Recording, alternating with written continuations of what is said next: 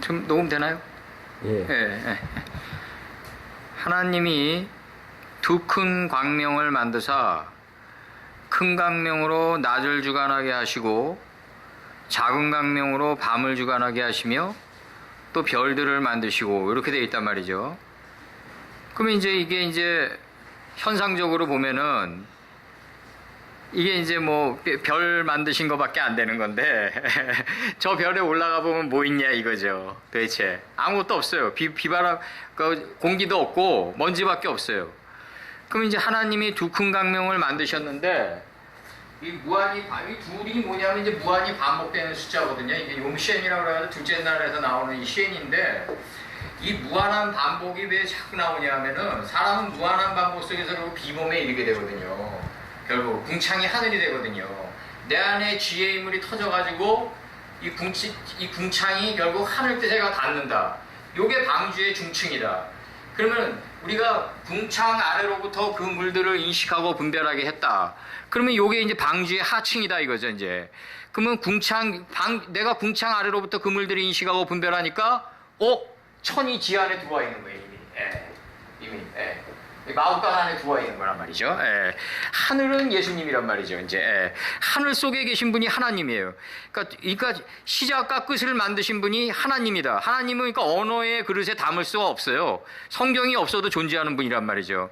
그러니까 시작과 끝과 태초를 불러온 분이 바로 하나님이다.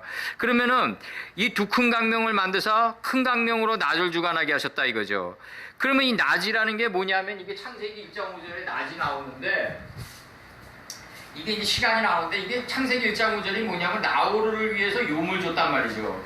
이거 전치사 들어오는 거고 for 들어오는 거고 말씀의 빛을 깨닫기 위해서 낮을 줬는데 이게 시간이란 말이죠. 이게 그러면 벨라 호세크 들어오면서 1장 5절 얘기하는 거예요. 무지를 깨닫기 위해서는 뭘 줬냐 하면 카라 그가 선포했는데 나일라를 선포했단 말이죠. 역경과 고난을. 그 사람의 성장은 뭐로 성장해 가냐면 창세기 1장 5절에서 시간과 역경과 고난 속에서 성장해 간다 이거죠. 바로. 근데 역경과 고난 속에 뭐가 있냐면 복이 숨겨져 있다는 거죠. 바로. 요걸 볼 수 있는 자가 바로 긍정적인 정신의 날개를 가진 공중의 새다 이거예요. 긍정적인 정신의 날개를 가진 공중의 새다 이거죠. 날개를 가진 공중의 새다. 이거 옛날에 내가 상어를 예를 들었어요. 상어는 태어날 때부터 부력이 없어가지고 자꾸 가라앉아요. 그러면 상어는 죽을 때까지 헤엄치면서 다닐 수밖에 없는 존재인 거죠. 그러다 보니까 상어에게 그 역경과 고난 속에 복이 숨겨져 있는 게 뭐냐면 바로 등근육이 최고로 발달된 바다 최고의 포식자가 된다. 내가 얘기했지만 태종 때 숙류 억불 정책이 이루어지잖아요. 그래가지고 주지스님 2명을 간음 사건으로 엮여가지고 오늘날의 불교를 갖다 산속으로 자꾸 밀어넣었단 말이에요. 그러면 그 당시는 그들이 혹독한 환난이었지만 한 550년이 지난 오늘날에 와가지고 불교는 명당 자리를 다 차지하고 있단 말이에요. 국립공원 그 입장료도 다 받아내고 조계종 총무가로 딱딱 들어가고 그게. 그러니까 그들은 각구멍 싸움을 놓지 않는 거라고요. 결국 석가가 아마 다시 태어나도 그들은 다시 죽일 거예요. 아마 내가 볼 때. 그러니까 여기서 중요한 게 뭐다? 석가는 말이죠. 일례로 돼지고기 먹다 돌아가셨어요.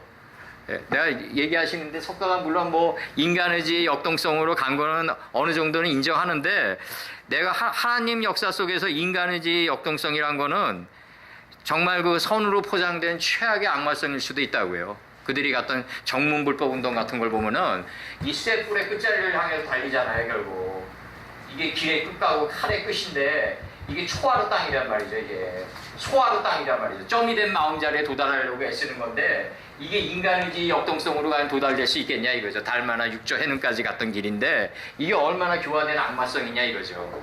그 가운데서 내가 그들이 했던 선행을 무시하는 건 아니에요. 그 여기서 나갑니다. 두 큰 광명을 신들그가 만드셨다. 무한히 반복된 광명을 만드셨다 이거죠. 그러면 대몽을 위해서는 큰 광명을 만들고 어둠과 무지를 다스리기 위해서는 이게 밤을 다스리기 위해서는 이게 무지 때문에 줬단 말이죠. 이게 무지를 깨닫기 위해서 역경과 고난을 줬단 말이죠. 이 무지를 다스리기 위해서는 작은 광명을 줬단 말이죠.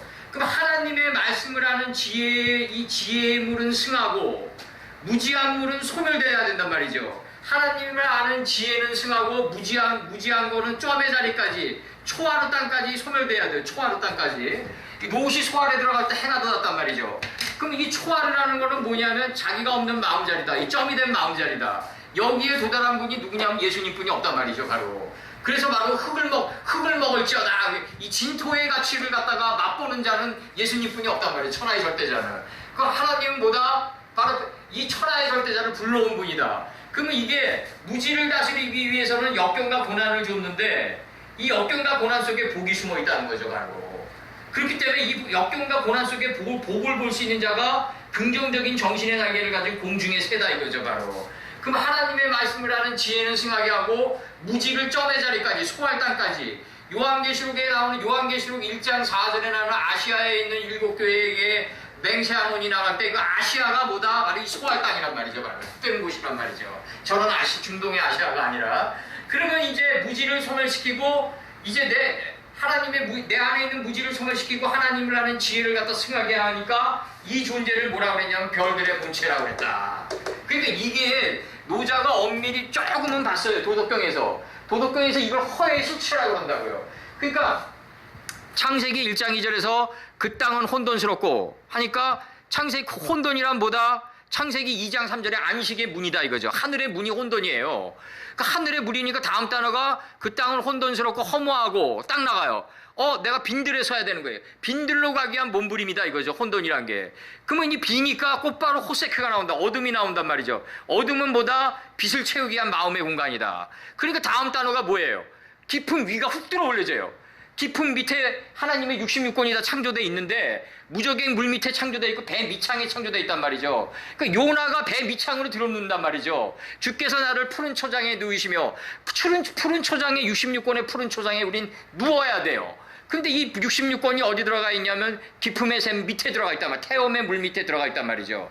그러니까 요나가 뭐라 그랬냐면 너희들이 깊은 물밑 깊숙한 곳을 걸어봤느냐 그러거든요. 이게 굉장히 중요한 문장이라고요.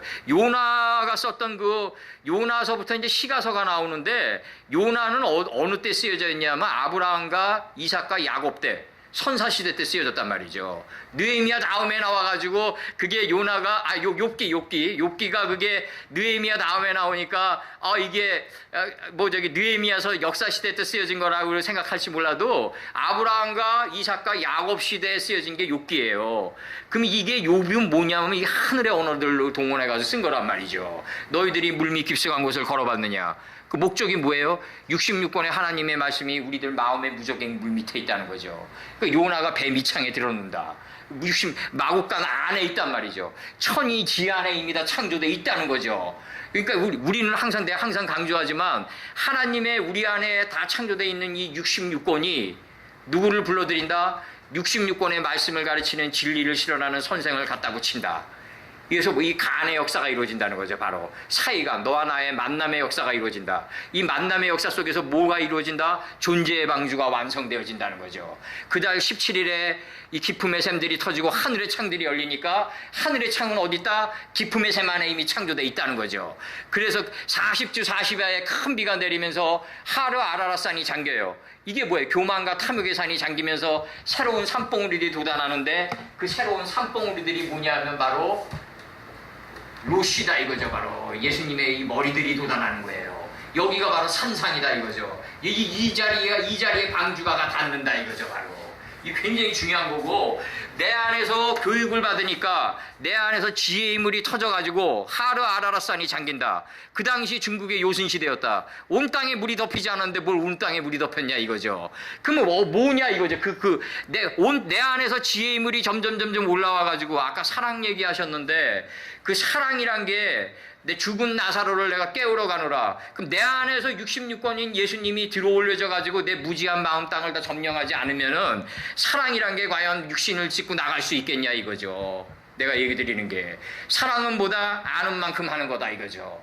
인식되고 분별된 만큼 사랑을 할 수 있다 이거죠. 무지한 자가 어떻게 사랑할 수 있겠냐고요. 내가 얘기 드리는 게. 그럼 여기서 두 큰 강명을 만드셨는데 두 큰 강명은 뭐다? 큰 강명으로는 낮을 주관하게 했고 작은 강명으로는 밤을 주관하게 했다. 밤은 뭐다? 무지를 깨닫기 위해서 준 거다. 낮은 뭐다? 하나님의 말씀의 빛을 깨닫기 위해서 줬다. 그래가지고 들어간 게 뭐다? 요메하드다. 첫째 날이다. 하나님과 인식과 분별이 하나로 일치된 지점에 들어간다 이거죠. 근데 왜 성경에서는 저녁이 되면 아침이 되냐고 그랬냐? 빛과 어둠이 교환돼 나가는 때가 저녁이다.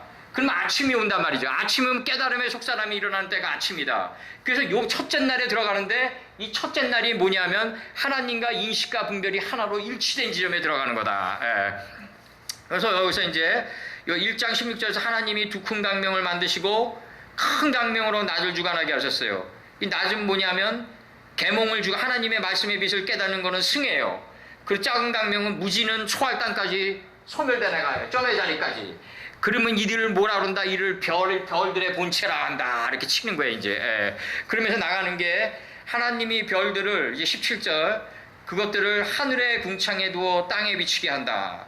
근데 이 별들이 이마누엘 칸트가 신수이성 비판에서 뭐라 그러냐면 하늘에 뜬 별처럼 하늘에 뜬 별과 같이 내 마음 안에 빛나는 도덕률이여 이런단 말이에요. 그럼 하늘에 뜬 별과 내 마음 안에서 빛나는 이 별들은 이 하나님의 지혜를 아는 수많은 이 별들의 본체를 소유하고 있는 자가 누구냐면 요한계시록에서 천사들이란 말이죠. 이렇게 나간단 말이죠. 하나님이 그것들을 하늘의 궁창에 두어 땅에 비치는데 이 땅이 알하아레츠란 말이죠. 문제는 이 땅이 알하아레츠예요. 땅이 성장하는 땅이에요. 공중으로 올라가는 땅이에요. 인이 예신의 땅이란 말이죠. 그럼 땅 안에는 인이 예신이 있어야 되는데 이 우리 마음 땅이 공중으로 올라가야 된다. 그러면 우리가 만남에서도 인이 예신이 서로 항상 상승되고 이게 서로 올라가야지 다이버전스가 일어나면 안 된다는 거죠. 근데 이 별들의 본체가 있어가지고 이걸 비치는데 어디 비치냐면 성장하는 토대에 비춘다 이거죠. 그날 마취된 상태에서 살아가는 사람에게 비친들 뭐 하겠냐고요. 바로 별들의 본체는 어디다 비춘다? 성장하는 토대에다 비춰야 된다. 성장하는 만남에 비춰야 된다. 어제보다는 내일에 올바르게 살려는 사람에게 그러한 마음자리에 비춰야 된다. 모세가 하수에서 물을 떠다가 무태 부으니까 물이 피가 되더라 이런단 말이에요. 출애굽기에서. 하수에서 말씀의 물을 떠다가 어디다 붓냐? 무태 붓는다 이거죠. 무치 뭐다? 바로 나 자신을 본 마음 땅에다 붓는다 이거죠. 자기 자신을 본 마음 자리에다 보야지 말씀의 물이 피인 생명체로 변한다 이거예요. 그러니까 내가 항상 얘기하는 거는 뭐냐면 인류에 존재하는 모든 고등 종교는 다 어디까지가 끝이냐면 창세기 1장 2절에 천년지옥을 깨닫는 마음 자리까지 가는 게 목적이다. 내가 너무너무 허무하고 혼돈스럽고 허무하고 무지한 존재라는 걸 깨닫는 마음 자리까지 가는 게 바로 모든 고등 종교의 목적이고 내가 너무너무 허무하고 혼돈스럽고 무지한 자를 깨달은 마음자리가 바로 땅끝에선 남방여왕이다. 그러면 내가 너무너무 무지한 자라는 걸 깨달았는데 이제 솔로몬에게 지혜를 구하러 가야 되는데 안 간다 이거예요. 왜 안 가냐? 내가 너무너무 무지한 자라는 걸 깨닫는 인생의 노정 속에서 추종자들이 생기고 이권이 생기니까 깨달았는데도 말을 못하는 거예요. 성철스님의 마지막 말이 뭐냐 이거죠. 남녀물이 속여진 이제 칠석산을 지나치다 이거죠. 내가 어제 진리인 줄 알고 자랑스럽게 설파했는데 이제 1년 뒤에 내가 용과 라일 시간과 역경과 고난을 통과해 보니까 1년 전에 얘기한 게 진리가 아닌 거예요. 그러니까 남녀물이 속에 지은 죄를 자기가 깨닫고 있는 수미산의 그 높이를 지나치고 관악산의 높이를 지나치는 거예요. 그리고 그 마음이 끓는 수레바퀴가 밤에도 쉬지 못해요. 근데 푸른 산에 걸렸다고 안식의 산에 걸렸다고 얘기를 하는데 내가 옛날에도 얘기했지만 끓는 수레바퀴 푸른 산에 걸렸다고 얘기할 때 그건 성철수님이 본인이 얘기하면 안 되는 거죠. 우리 안에 다 각기 종류대로 우리 안에 창조되어 있는 66권의 이 말씀이 나를 더 이상 송사하지 않는 소활단까지 들어가야지 그게 안식이 이루어지는 거지. 안식이란 게 자기가 쉬겠다고 해서 쉴 수 있는 정도의 것이 아니고 법이 나를 더 이상 송사하지 않는 단계에 들어가는 게 안식이다. 내가 예를 들어서 이 마이크랑 저 성경책이랑 저런 앰프나 저런 거를 훔치고자 하는 마음이 마음 땅에서 소활 땅이 돼가지고 하나도 남아있지 않고 점의 자리에 들어갔는데 도둑질하지 말라는 법이 무슨 의미가 있냐 이거죠. 그 법은 떨어진다 이거죠. 법이 쉬는 게 안식이지 내가 쉬는 게 안식이 아니라는 거죠 바로. 그래서 하나님이 별들을 그것들을 하늘의 궁창에 두고 땅에 비추게 하는데 이 알하레체 성장하는 토대에 비춘다 이거죠 바로. 성장하는 토대에 비춥니다. 18절 주야를 주관하고, 이 주야는 뭐 때문에 줬냐면 빛과 어둠을 깨닫기 위해 줬어요. 그러니까 주야를 주관하게 하시며, 나 거듭 얘기하지만 하나님의 말씀의 빛을 깨닫기 위해서 낮줄을 줬단 말이죠. 시간이, 그러니까 어근이 시간이에요. 사람은 깨달음 속에서 성장해 간다 이거죠. 바로 내가 항상 얘기하지만 국민학교 3학년짜리가 수학을 잘한다고 대학교 3학년으로 점프시켰어요. 그러면 얘는 이 풍들린 이 시간이 있단 말이죠. 이 귀신이에요. 이게 토대에서 기어가는 짐승이 못 된다고요. 생명체가 못 돼요.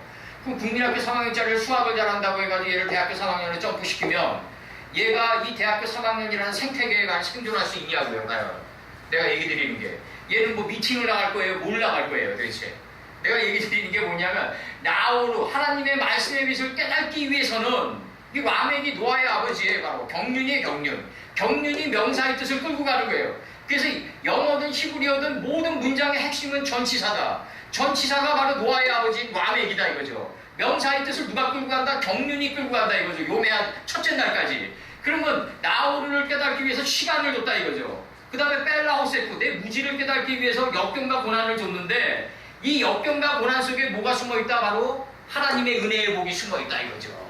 우리가 복이 복으로 다가오면은 그거는 의심해 봐야 된단 말이죠.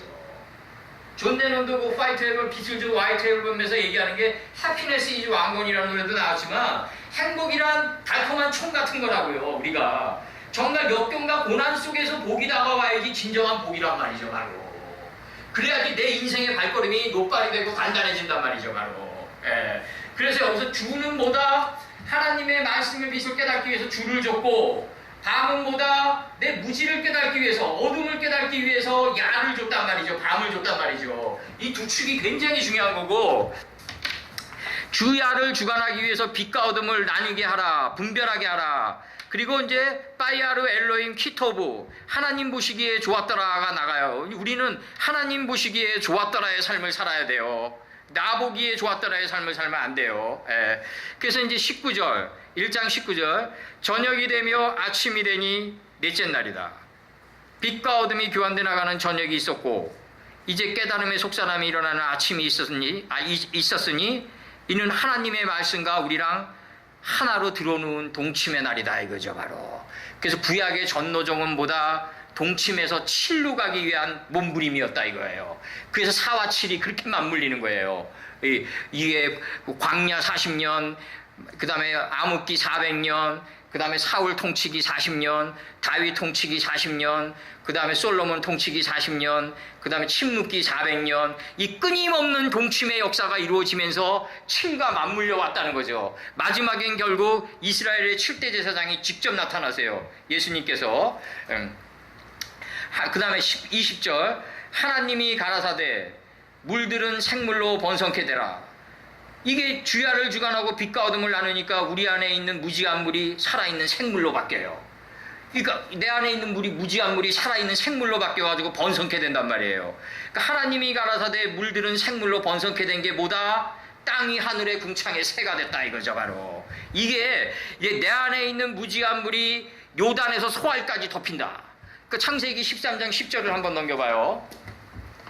창세기 13장 10절을 넘겨보면 뭐라고 얘기하시냐면, 롯선친이 뭐라고 얘기하냐면, 이에 롯이 눈을 들었다는 말은 뭐냐면 자기가 공중의 새가 돼서 바라보니 요단 지역을 바라본즉 가장 낮아진 마음자리를 바라본즉 점이 된 마음자리까지, 내가 없는 마음자리까지 온 땅의 물이 넉넉하게 덮였다. 떡게가 됐다.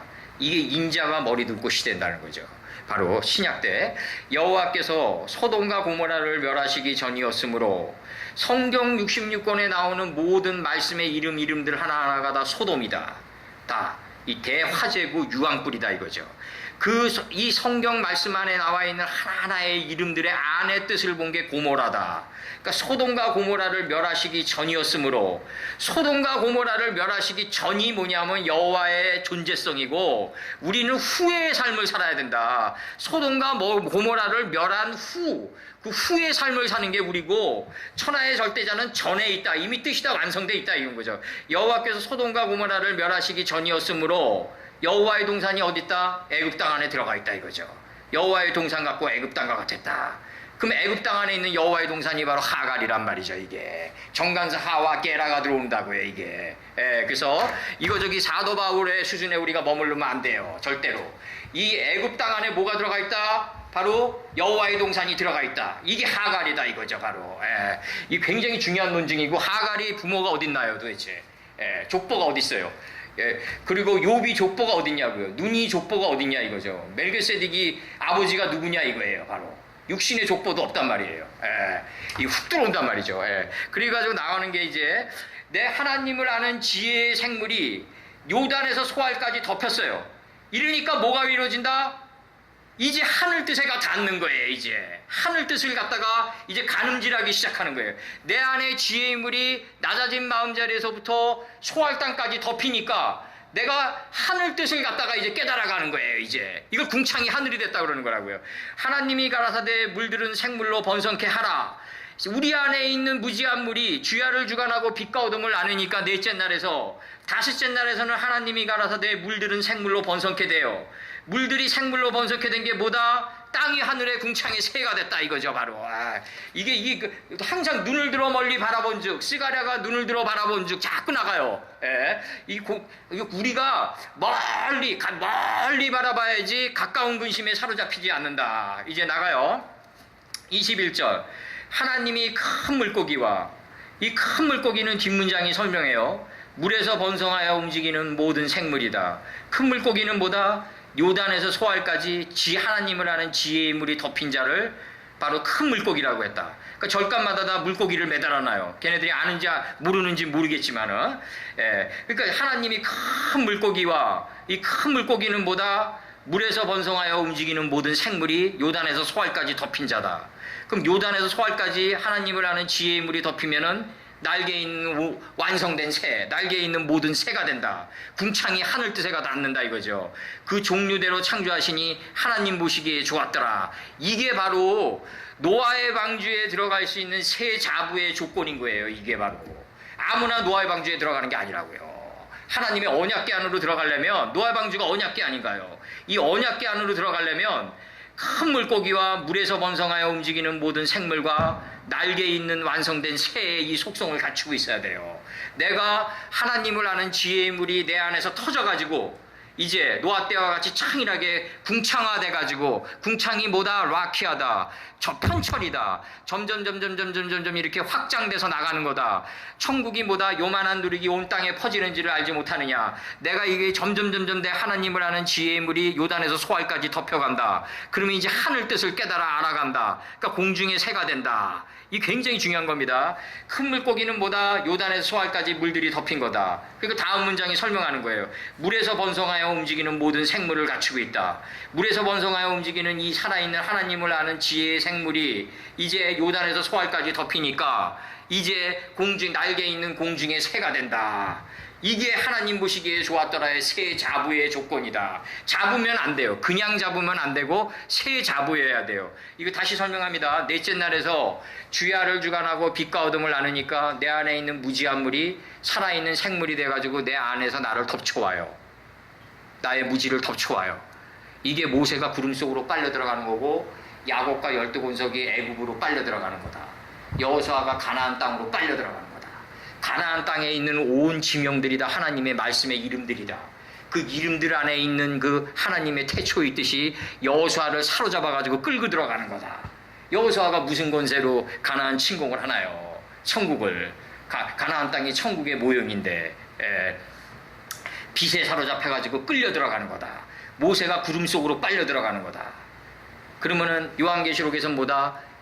요한이 7영에 들어가는 거다. 아시아에 있는 7교회는 7영을 소유하고 있어야 된다. 7영은 뭐다? 창세기 1장에서 첫째 날에서부터 7째 날까지의 그 영 안으로 빨려 들어가야 된다 이거죠. 사로잡힌 바 돼서. 그래야지 아시아에 있는 7교회가 된다. 내가 7교회가 돼야 돼요. 바로 7영을 소유한 7교회가 나여야 돼요. 이 창세기 1장 22절 나갑니다. 하나님이 그들에게 복을 주어 가라사대 생육하고 번성하라 이렇게 얘기해요. 여러 바닷물에 충만하라. 사람은 10대나 20대나 30대나 40대나 50대나 60대나 그 절기에 맞는 바닷물에 충만한 지혜로 충만한 충만성이 있어야 돼요. 생육하고, 생육이란 게 뭔가요? 하나님의 말씀의 교육을 받으면 옳고 그름을 분별해서 나쁜 거는, 단점은 소할당까지 소멸시키고 옳은 거는 숙성돼 가지고 내 몸을 통해서 나가게 하는 게 바로 생육이다. 정조가 그 노론 벽파들을 데리고 오해 연교를 일으킬 때 이 생육에 대해서 잘 얘기하세요. 조선조 최고의 큰 물고기는 누군가요, 결국? 정조와 정약용이 아닌가요, 결국? 예. 그러면 이들이 얘기할 때 뭐라고 얘기하냐면, 사람이 교육을 받으면 옳고 그름을 분별할 수 있고, 옳은 걸 분별하면 이 옳은 거를 부족하지만 자꾸자꾸 실천하려고 애써서 안에 지식이 지혜로 변한다. 이 숙성된 지혜가 언젠가는 내 몸을 통해서 나가게 된다. 이것을 생육이라 한다 이거죠, 정조가. 잘 얘기하세요. 아주 궁창이 하늘이 된 발언이에요. 그 발언이 하나님이 그들에게 복을 주어 가라사대 생육하고, 이 생육되어진 자는 지혜가 번성한 자다. 이 지혜가 번성한 자는 봄, 여름, 가을, 겨울을 구분할 수 있는 여러 바닷물에 충만한 지혜를 가지고 있다. 내가 여름에 있는지 봄에 있는지 겨울에 있는지를 알아야 된다 이거죠. 젊은이가 어떻게 겨울에 앙상 한 가지만 남기고 이파리가 다 떨어져서 앙상 한 가지만 남을지를 어떻게 아냐 이거죠. 미리 여름에 겨울을 가늠질해서 그 여러 바닷물에 충만할 수 있는 지혜를 소유하고 있어야 된다. 내가 여자들에게 항상 얘기하고, 여자 신도들에게 얘기하는 게 뭔가요? 결국 우리나라 여자들은 연애하는 시절에 환영의 동산에 항상 머물러 있다. 그리고 아기를 낳게 되면 남편은 직장 출근하고 TV 드라마 수준으로 전락해 간다. 아무리 대학 때 똑똑하면 뭐하나요? TV 드라마 수준으로 전락해 가는데, 그러면은 내가 얘기하지만 연애 시절의 여자랑, 내가 한 남편의 부인이 있을 때의 여자랑, 그 다음에 내가 한 아이의 어머니가 됐을 때의 여자랑, 그 다음에 중년에 또 남편을 맞이하는 또 친구 같은 여자가 돼야 되는 그 여자랑, 그 다음에 뭐 시부모를 모시고 있으면 시부모를 모시고 있는 대로 나름대로의 이 지혜가 최적화 과정을 밟아야 되는데, 솔로몬의 표현식으로 얘기하면 왕궁의 도마뱀처럼 이 사시에 맞게끔 변해야 돼요, 사람은. 그러니까 이걸 해겔은 뭐라 그러냐면 대자불변동 즉자변동이라고 그래요. 그 옳은 거는 안 변하고 단점은 끊임없이 변해가야 된다. 이게 즉자변동이라고 그래요. 그래서 여러 바닷물에 충만하라. 이 여러 바닷물에 충만하게 되면 공중의 새가 되는데, 이 공중의 새는 어디 있어야 된다? 땅 속에서 번성해야 돼요. 이게 말도 안 되는 문장이라고요, 이게 지금. 빼하 오포 이레부 빠아래 치나가요. 땅 속에서 그 새는 번성하라, 이렇게 얘기해요. 원판 번역이. 여기서도 잘 번역됐어요. 새들도 땅에 번성하라. 그럼 새들이 땅에 번성하면 그게 새냐고요. 근데 공중의 새가 됐는데, 너희들은 마땅히 때가 오래되면 마땅히 선생되고 어느 분야의 달인이 될 것이지만, 아주 비범한 인물들이 될 것이지만, 전문가들이 될 것이지만, 기초부터 다시 배워야 돼요. 이 땅 속에 뭐가 있다? 66권의 서판이 들어가 있다. 바로 하나님의 66권은 어디 들어가 있다? 우리 마음 땅 깊숙한 곳에 무적행 물 밑에 들어가 있다. 이걸 들어올리냐 못 들어올리냐의 게임이 바로 신앙이다 이거죠. 바로 먹었냐 안 먹었냐 뭐 원죄 문제 따지면 안 돼요. 이제는 그런 먹었냐 안 먹었냐가 뭐 중요하냐고, 이미 먹어져 있는데 우리가 66권을. 그 다음에 23절 저녁이 되며 아침이 되니 다섯째 날이다. 하나님의 말씀과 빛과 어둠이 교환돼 나가는 저녁이 있었고, 깨달음의 속사람이 일어나는 아침이 있으니 이는 다섯째 날이다. 물들이 생물로 번성케 된 다섯째 날이다. 이거죠. 다섯째 날이다. 그 다음에 24절 하나님이 가라사대 땅은 생물로 그 종류대로 내되 살아있는 정신의 물을 그 종류대로 내는 게 바로 출애굽이다. 그러니까 출애굽기란 뭐다? 내가 여행 비자 끊어가지고 애굽에 한 달짜리 여행 갔다 오면 출애굽이 아니다 이거죠. 나는 그렇게 생각돼요. 모세가 이스라엘 백성들을 이끌고 애굽 땅에서 과거에 나왔다. 이게 무슨 출애굽이냐고요. 운동체가 공간에서 지나간 과거의 좌표밖에 안 되는 거지. 진짜 출애굽은 뭐다? 내 안에서 하나님의 말씀의 지혜가, 예수님이 점점 마국간에서 숙성돼 나가요. 예수님이. 그래서 육신을 찢고 나가는 거예요. 이게 출애굽이에요. 예수님이 내 몸을 찢고 나가는 거, 하나님의 말씀이 내 몸을 찢고 나가는 게 출애굽이지, 내가 애굽 땅 들어갔다 나오는 게 무슨 출애굽인가요, 그게. 그리고 모세가 이스라엘 민족 이끌고 애굽에서 나갔다. 그게 무슨 출애굽이냐고요. 진정한 출애굽이 뭐냐? 하나님의 말씀을 하는 지혜의 물은 승하고 큰 강명체가 되고 무지는 소멸시켜서 내가 이제 생육되어져서 나가는 게 출애굽이지 무슨 그 과거의 운동체가 지나간 게 출애굽이냐고요. 내가 여기서 얘기를 하는데 이스라엘 민족이 만약에 이거를 예수님이 만약에 육신의 역사로만 이걸 국한시켰다면 이스라엘의 역사가 통일 왕조를 이룬 건 120년밖에 안 돼요. 사울 40년, 다윗 40년, 솔로몬 40년, 통치기간 120년밖에 안 돼요. 우리 민족은요, 떴다 하면 신라 1000년, 고려 500년, 조선조 500년이에요. 이들이 감히 이 우리 민족의 그런 역사의 컨텐츠랑 소프트랑 대항할 수도 없는 민족이라고요. 그러나 그 짧은 역사 속에서 이스라엘 민족의 그 농축된 짧은 역사 속에서 하나님의 말씀의 뜻이 아주 뼈 하나 꺾이지 않고 흘러갔기 때문에 그게 광대한 역사가 됐고 큰 물고기 역사가 됐고 가장 우주를 덮는 역사가 됐던 거지. 만약에 육신의 역사로 하나로 본다면 우리 민족보다 훨씬 협소한 역사다. 예, 내가 이렇게 볼 수 있고, 하나님이 가라사대 땅은 생물을 그 종류대로 내는데 육축이 나와요. 이 육축이 고기 육이 아니라 이게 육이에요. 육. 6개의 지혜의 성읍을 축적한 육이란 말이죠. 그러면 육이 축이 됐단 말이죠. 육이 축이 되면 육방을 다스린단 말이죠. 전후 좌우 위아래 앞뒤를 전후 좌우 위아래를 다스린다. 이게 굉장히 중요한 논리고, 이 전후 좌우라는 게 뭐냐면요, 전후 좌우 위아래가 있단 말이에요. 이 육방인데 전은 하나님 거예요. 이건 정결한 짐승 7이 어디 정결한 짐승 7을 갖다가 장막 문 뒤에서 들어야 된다. 이걸 이순이라고 그런다고요. 이스마엘 단계라고 그런다고요. 하나님의 정결한 짐승 7을 갖다가 후에서 들어야 된다.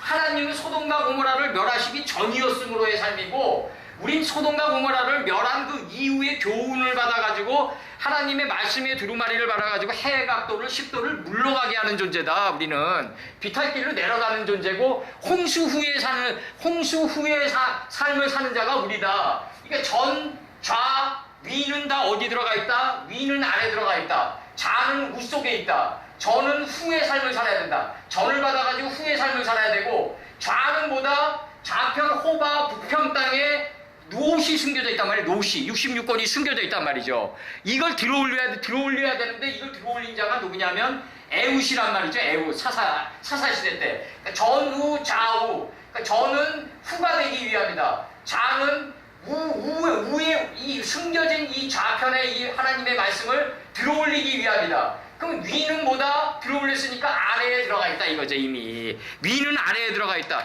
그러니까 궁창 위의 물은 어디 들어가 있다? 궁창 아랫물에 배 밑창에 이미 들어가 있어요. 이미 궁창 위의 물은 궁창 아랫물에 이미 들어가 있다. 그러니까 하나님 내 안에 무지만 제대로 구별하면, 하나님의 역사는, 하나님의 말씀의 빛은 해처럼 조금씩 온도다 올라온다. 빛과 어둠을 나눌 수만 있다면, 교육을 잘 받아가지고 하나님의 66권의 실체는 내 안에서 해처럼 떠오른다. 내 안에서 해처럼 떠올라가지고 어디까지 덮인다? 요단에서 소알까지 덮인다. 생물이. 이러면 죽은 나사로가 깨우쳐지는 거예요. 죽은 나사로는 뭐다? 잠들어 있다 이거죠. 내가 죽은 나사로를 깨우러 가노라. 이게 한글 성경으로 깨우러 가노라지, 일깨우러 가노라, 깨우치러 가노라. 이 원판 번역이에요. 우루. 내가 죽은 나사로를 깨우치러 가노라. 이 말씀이 무슨 말이냐면, 밖에서 깨우치러 가노라 하는 예수님이 안에서 들어올려지는 예수님이랑 똑같다 이거죠. 빌라도 밖에서 예수님이 얘기하세요. 빌라도 몸 밖에서. 내가 권세를 주지 않았으면 네가 나를 재판할 권세가 없다. 그러니까 안에 있는 예수님이 대답하세요. 이분은 죽을 게 없는 분이다. 죽을 게 없는 분이 무슨 부활이 있나요? 죽을 게 있는 자가 부활이 있는 거지. 그러면 예수님은 보다 갈릴리 바닷가에 원래부터 계셨다 이거죠. 노아가 장막에서 포도주를 먹으니까 하체가 드러난 그 자리가 바로 갈릴리다 이거죠. 바로 자기 자신을 본 그 마음자리에 항상 예수님은 그 자리에 계셨다 이거죠. 바로 태초부터 지금까지 계셨다 이거죠. 바로 어디 가고 오고 함이 없다. 천하의 절대자가 어디 가고 오고 함이 없는 거라는 거죠. 항상 그 자리에 좌정해 계신다. 천하의 절대자는. 베드로가 어디 왔다 갔다 하니까 꼬바디스 도미네라는 말이 나오는 거라고요. 주여 어디로 가시나이까. 예수님 천하의 절대자가 어디로 가고 오미 어딨냐고요. 항상 그 자리에 좌정해 계시는 거지. 그래서 나갑니다. 하나님이 가라사대 땅은 생물로 종류대로 내되 육축이 나온다 이거죠. 육축은 뭐다? 6개의 지혜를 축적한 자다. 6개의 지혜를 축적한 자는 기는 자다. 기는 자가 뭐다? 바로 로메스 하는 자다 이거죠. 이 로메스 하는 자가 뭐다? 바로 디플리케이션 하는 자다. 이 디플리케이션이 뭐다? 프로그인이다. 호들을 꽂듯이 하늘의 뜻과 일치해서 기어가는 자다 이거죠. 바로 6개의 지혜를 축적한 자는 하늘 뜻에 일치해서 기어가는 자다. 이 자가 바로 땅의 생명체다 이거죠. 바로 땅의 짐승이다 이거죠. 바로 하나님이 가라사대 생물은 이게 이제 방주에 들어가는 세 자부의 조건을 얘기하는 거예요. 하나님이 가라사대 땅은 생물을 내는데 이 생물은 내 안에서 지혜의 물이 터지니까 주야를 주관하고 빛과 어둠을 나누니까 내 안에 있는 무지한 물이 살아있는 생물로 바뀌어요. 이제 그래서 가장 낮아진 마음자리인 요단에서부터 점이 된 내가 없는 마음자리까지인 소알까지 덮여요. 그러니까 이제 큰 물고기가 공중에 새가 돼요. 여기서 이제 생물이 나갑니다. 생물은 종류대로 육축은 뭐다? 6개의 지혜를 축적한 자다. 6성읍 동안에 10개의 하나님의 가라사대가 나온다. 6성읍을 통과할 때 10번의 가라사대가 나오는데 이거를 신약에서 대가볼리라고 그런다. 10개의 성읍을 통과하는 대가볼리 지방을 지난 천하의 존재는 주 예수 그리스도 한 분뿐이 없다. 석가는요, 첫째 성읍도 못 돌파했어요. 석가 이런 공자나 이런 사람들은요, 첫째 날도 돌파하지 못했어요. 바이오멜 엘로힘 첫째 날도 돌파하지 못했다고요. 지금 자꾸 못들을 몰라가지고 지금 인류 이 4대 성인이 이런 얘기가 나오고 WCC 운동 같은 게 나오는데 이게 뭐냐면 예수님은 뭐냐면 천이 하늘이에요. 하늘같이 말리는 두루마리가 지 안에 이미 들어와 있다는 거죠. 마구간 안에 이미 다 창조돼 있어요. 근데 우리가 무지의 강포에 둘러싸여가지고 감지를 못할 뿐이라는 거죠. 그러니까 외부로부터 교육이 와야 되는데 이 안에 있는 66권의 천이 외부로부터 진리를 실현하는 이 천을 갖다가 66권을 가르치는 진리를 실현하는 선생을 갖다가 만남의 역사에서 간의 역사에서 갖다 붙인다. 항상 내가 얘기하지만 방주는 뭐로 만든다? 간들로 만들어간다 이거죠. 바로 이 간들로 만들어간다. 이게 굉장히 중요한 거고 우리가 만남 속에서 우리는 커간다. 이게 굉장히 중요한 논리고 하나님이 가라사대 땅은 생물 이 생물이 내 안에서 주야를 주관하고 빛과 어둠을 나누니까 내 안에 있는 무지한 물이 살아있는 생물로 바뀐다. 이 살아있는 생물을 소유하고 있는 자는 육축이다. 6개의 지혜를 갖다가 스쳐가고 있다 이거죠. 이 고기육이 아닙니다. 6개의 지혜의 성읍을 축적하고 있다. 이 6개의 지혜의 성읍을 축적하고 있는 자는 땅에서 기어가는 거다. 하늘의 뜻과 땅의 뜻이 일치해서 디프리케이션 한다 이거죠. 이게 쫙 민트 꿈틀꿈틀 기어가. 이게 가장 현상적으로 가장 잘 설명한 게 우리나라 월드컵 할 때 태극기가 기어가는 거예요. 생물이 내 마음 땅의 토대에서 기어간다. 이 자를 뭐라 그랬다? 땅의 생명체라고 했다. 땅의 짐승이라고 했다.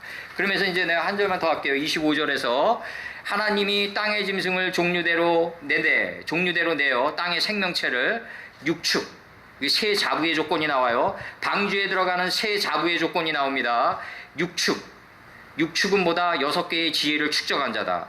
6개의 지혜를 축적한 자는 땅의 기는 완성된 모든 것이다. 땅의 기는 완성된 것은 하늘의 뜻과 땅의 뜻이 일치해서 기어간다. 하늘의 뜻과 땅의 뜻이 일치해서 기어가지 않으면은 그 자는 뭐냐면 귀신이다 이거죠. 바로 땅에서 기어가는 모든 자가 땅에서 기어가는 모든 게 바로 일심이고 지역적으로 나타난 게 헤브론 땅이다 이거죠. 그러니까 육축 그 종류대로 6개의 지혜를 축적하고 있는 자는 땅에 기어가는 모든 것이다. 하늘의 뜻과 땅의 뜻이 일치해서 기어간다. 그 종류대로 만드시되 하나님 보시기에 좋았더라 이거죠. 그러면은 하늘의 뜻과 땅의 뜻이 일치해서 토대에서 기어가서 궁창이 하늘이 된 자가 누구냐 이거죠. 그분이 바로 롯뱀인 예수 그리스도다 이거죠. 일반 독사들이랑 달라요. 그래서 여기까지 들어가고 중요한 거는 이제 요 땅의 생명체가 되려면 뭘 가지고 있어야 되냐면 6개의 지혜를 축적한 육축을 가지고 있어야 된다. 육축은 뭐냐? 고기육이 아니라 6개의 지혜를 축적할 축이다. 스톡이다 이거죠. 그 종류, 이 6개의 지혜를 축적한 자는 땅에 기어가는 모든 것을 갖다가 하늘의 뜻과 땅의 뜻이 일치해서 기어간다. 이걸 갖다가 현몽이라고 그런다 이거죠. 바로 내가 땅인지 내가 하늘인지 구별도 안 가는 삶을 살아야 돼요. 우리가 하나님의 말씀이 내 육신을 찢고 나갈 때 내가 하나님의 말씀인지 내가 하나님의 말씀, 내가 땅인지 내가 하늘인지 구별도 안 가는 이 단계가 뭐다? 바로 현몽의 단계다 이거죠. 바로 이 단계를 현몽의 단계라고 했다고요. 바로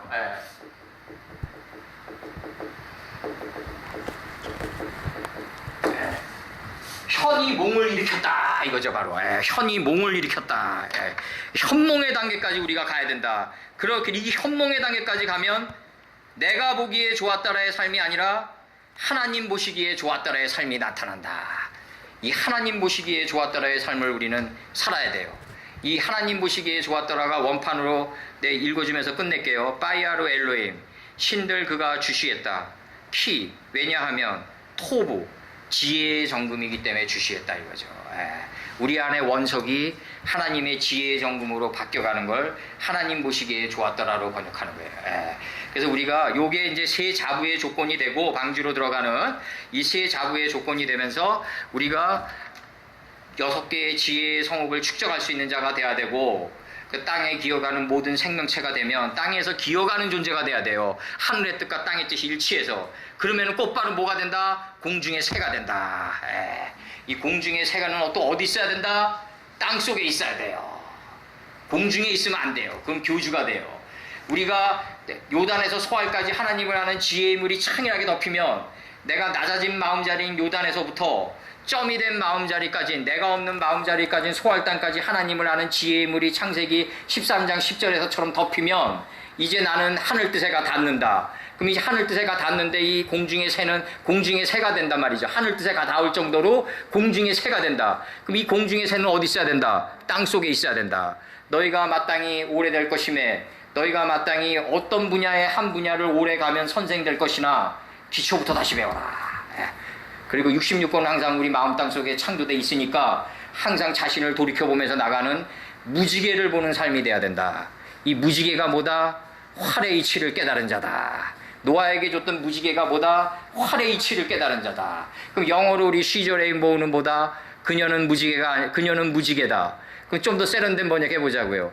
그녀는 무지개처럼 7가지 마음을 가진 변덕장이다. 우리 궁창이 하늘이 된 번역 해보자고요. 그녀는 활의 이치를 깨달은 자다. 그렇게 번역할 수 있는 자가 돼야 된다 이거죠. 이게 초막절의 완성이라고요. 인식과 분별의 초막을 궁창이 하늘이 될 정도로 이동시키는 자가 돼야 된다고요. 그렇게 돼야 된다. 언제까지 12사도들의 물고기 뱃속에서 안주하고 살 건가요 도대체. 3년밖에 안 배웠어요 예수님한테. 기도하시고. 주여, 오늘 우리 이렇게 공중의 새, 정말 하나님의 육축, 기어가는 거, 공중의 새, 이 세 자부의 조건을 배웠나이다. 이 세 자부는 정말 마음 땅 깊숙한 곳에서 번성하라고 하였으니 이 정말 66권의 푸른 초장에 끊임없이 들어누워서 자기를 돌이켜보며 상담받고 나올 수 있는 이 시대의 신앙인들이 될 수 있도록 도와주시옵소서. 거룩하고 거룩하신 우리 주 예수 그리스도 이름 받들어 기도드렸사옵나이다. 아멘. 했었습니다.